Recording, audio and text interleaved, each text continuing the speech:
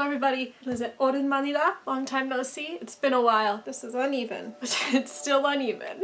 Whatever. So it's been a while and I thought I'd kick off the new year with talking about things that happened last year. It's a good old review, because if you guys haven't watched my vlogs then you wouldn't know. I say you guys. The two people watching this probably haven't seen my vlogs, and if you have then you already know. But this is for me, and I'm going to go over a few things that happened last year. In January of 2019, I started going to Sierra College. I dropped out of Cornish because of mental health reasons, and I had only been working since then, and then I decided to try and go back to college, and I started at Sierra. I'm now a psychology major. It might change in the near future to English major. I'm not sure yet, but I'm having a good time-ish. I'm taking mostly online classes. Next term will be different, but it's new.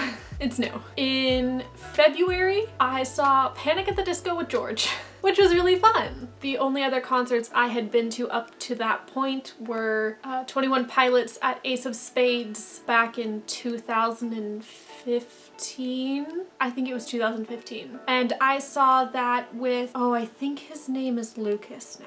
He's changed his name multiple times from when I last knew him. I only know his pronouns because of social media, but I have forgotten his chosen name. But wherever you are, I hope you're having a really good time, and thank you for taking me to my first concert. And thank you, George, for taking me to Panic at the Disco. I had a lot of fun. My only other concert was with Marley, and that was Fall Out Boy. So I have a genre. In March, nothing particularly happened, but I started exploring with clothing at work. If you saw me at work, or if you saw any of the stuff that I wore to work, I had very few requirements. I needed to wear black pants or blue jeans and a nice shirt. Those were the only requirements I was given, and I ran with it. I have a shirt with whales on it, a shirt with sunflowers, a shirt with dinosaurs, a bright pink shirt with butterflies. They're all button-up collared shirts, and I really, really enjoy them, and I wear them buttoned all the way up and tucked into my pants with my belt. I had a really good time with it. I thought it was really fun. A lot of my coworkers thought it was fun. My boss thought it was fun. So I had a good time with that, and I'm really excited to start it again when I'm not wearing sweaters all the time, which I'm also wearing now. Sweaters. And then Friday is casual Friday, so I generally wear a flannel, but not like this. This is too much rib cage showing. I'd say boobs, but we all know I hide those. In April, I turned 21 and I didn't do anything. Literally, I went out to dinner with my parents. They got alcohol and I got water. The waiter asked me if I wanted to try anything, and I said no. And he looked at my parents like, what? I actually didn't have anything to drink until June, and I'll go into that. I don't like alcohol. I don't like the way it makes me feel. I don't like the way it tastes. So I just don't drink, which is fine. When my parents told the story of what I did for my 21st birthday, all of their coworkers were like, what? That's strange. And my parents are just like, well, neither of our kids drink, so it's one less thing to worry about. In May, I took time to spend time with my friends. So I had already been friends with George, and I took time to spend more time with her. And then I made work friends, and I made the time to spend a few hours with them outside of work, which is something completely new to me. At most, I have 2 or 3 friends at a time. Anything more than that is, I consider myself really lucky to have. I'm just not the kind of person who goes out and hangs out with friends. So if I hang out with you, know that you're very special, because most of the time my friends stay within context. So I see my work friends at work and nowhere else, and my school friends at school and nowhere else. So if I see you outside of one of those places, you're really special to me, and thank you. In June, I had a wonderful vacation with my lovely. We went down to Newport. We saw the beach. What else did we do? We went to Disneyland in Anaheim, which is about an hour away, 45 minutes. Not that bad considering how long it takes me to get to work every day. That was a piece of cake. We sort of just hung out and it was really great. That's when I had my first alcohol peach schnapps in like 16 ounces of lemonade. I had like a shot of peach schnapps, which it wasn't as bad as I was expecting it to be. And we watched Frozen. It was really great, and I love her very much. And it was a really great vacation, and I really enjoyed that. So that's what happened in June. In July, I started my summer term. So I had taken a spring term as my first term, and then to catch up to try to get back on course with everybody who started in fall, I took a summer term. I only took one class, so at that point I was up to 12 credits. So that's equal to one term, so I'm still behind everybody, but I took an English class and I really enjoyed it, and it reminded me how much I enjoy literature and English and the whole grammar bit. It made me think about changing my major. When I looked into changing my major from psychology to English, I thought about all of the job opportunities that are available to English majors, and it's teaching and writing, and that's about it. Psychology, you've got a bit more options, but you also have to go to school for longer. And what really caught my interest is teaching English as a foreign language. In other countries, it would allow me to travel, and I'm already learning other languages because I think it's fun. I think it would be really great to immerse myself in. I still have a few more years to decide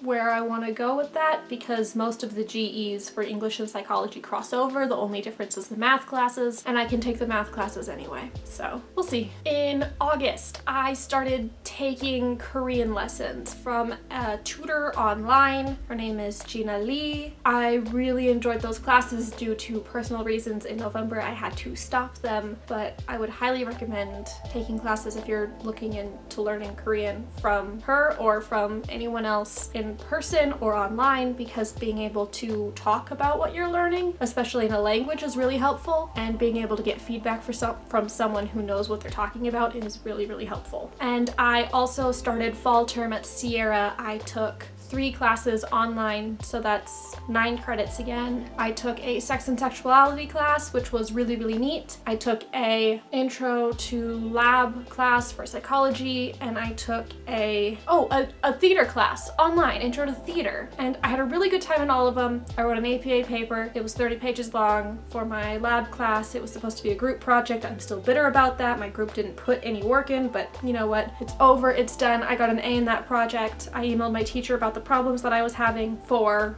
reasons the teacher could not tell me what the other people's grades were, but they said they would be graded accordingly, so thank you for that. My sex and sexuality class was really, really fun. There was a problem in the middle of term that set my grade back, but that's fine. And my theater class was really great. I didn't know what to expect out of a theater class online, but I had a really good time with it and I learned a lot. In September, I built a bed frame. It's over there. It's where I normally film, but I didn't feel like making my bed today, so I made a bed frame. I had a queen size bed in this room, which was big enough for a queen size bed, but I did not like the queen size bed. I nest. So I have 1, 2, 3, 4, 5, 6, 7, 8, 9, 10 pillows on there, plus stuffed animals and blankets. I curl up in a ball and I nest. And having the queen size bed was too much. Also, it was really old. And then when I move out of this house, it's essentially a day bed.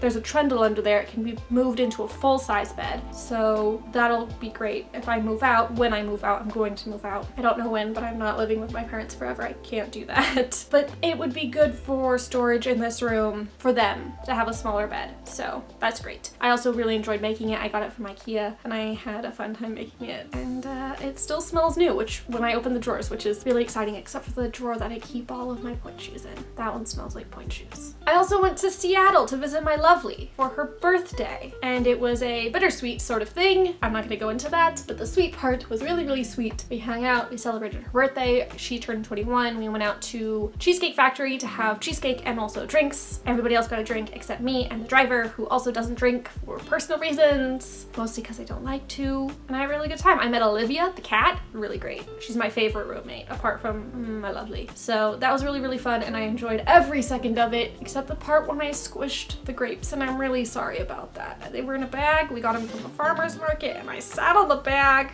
I'm sorry. We had a picnic on the floor. It was great. I had a really good time. October got dicey. A lot happened. I attempted Inktober. I finished it by myself, but I did not post very much. Maybe I'll try again this year. I don't know. I had a really good time with it though. I did line drawings because that's what I'm good at. It's lines. I got really sick. I had to go to the emergency room. I went a few times. It set me back at school. It set me back at work.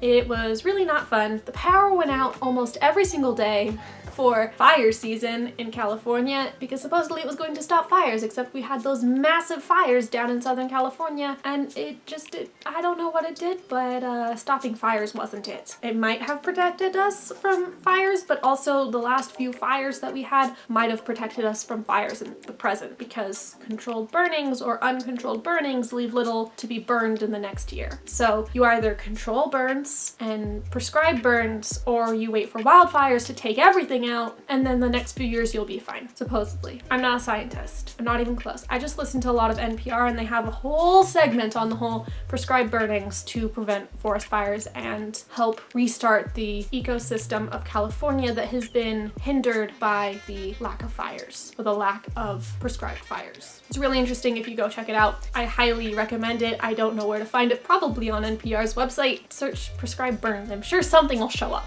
In November, I got really overwhelmed with all of the holidays. I went on some hikes with my dad, which was really fun because I miss doing that regularly, and so I'm hoping to do a few more of those in the next year. I also beat corporate in the predictions for my store for sales. I created a prediction based off of last year's data to predict this year's data and growth, and while both of us were off, I was more correct. I had the idea of growth down and corporate was way off. So we actually grew more than I expected, but corporate expected a lot less. So that was really great. I mean, I love spreadsheets.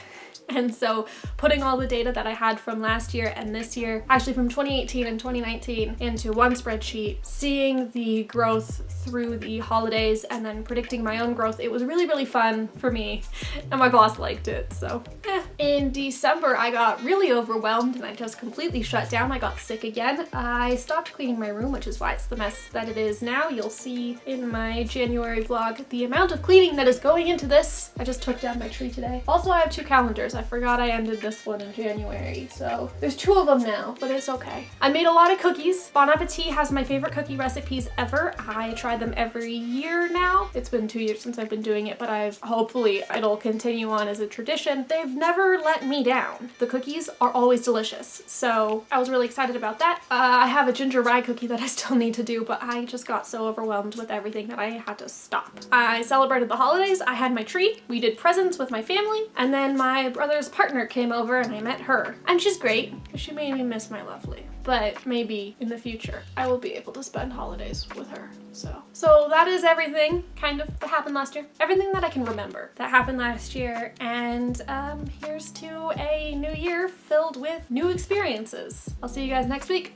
Bye!